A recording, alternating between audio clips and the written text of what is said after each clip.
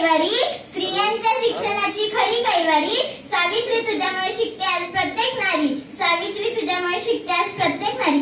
आदरणीय मुख्याध्यापक सर, माननीय शिक्षक वृंद आणि माझ्या प्रिय मित्रमैत्रिणी, सर्वांना माझा नमस्कार. माझे नाव स्नेहल लक्ष्मी यशवंत चिंचवकर. मी आता 5वी ड मध्ये शिकते. माझ्या शाळेचे नाव पीएम श्री राजश्री छत्रपती शाहू महाराज विद्यालय.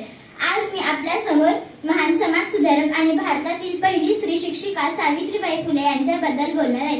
सावित्रीबाई फुले यांचा जन्म 3 जानेवारी 1831 रोजी झाला. त्या लहानपणीपासूनच जिद्दी व धाडसी होत्या. त्या काळात मुलींना शिक्षण देणे चुकीचे मानले जायचे, पण सावित्रीबाई फुले आणि ज्योतिराव फुले यांनी मुलींसाठी पहिली शाळा सुरू केली व शिक्षणाचा मार्ग खुला केला. शिक्षणाच्या स्वर्गाचे जिने उघडले दार, शिक्षणाच्या स्वर्गाचे जिने उघडले दार, तीच सावित्री आज जगाची शिलेदार, तीच सावित्री आज जगाची शिलेदार.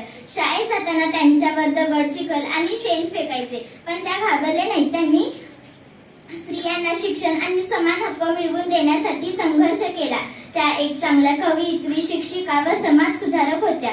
त्यांनी गरीब लोकांसाठी खूप मोठे काम केले. दुर्दैवाने 10 मार्च 1897 रोजी प्लेगग्रस्त लोकांची सेवा करत असताना त्यांचे निधन झाले.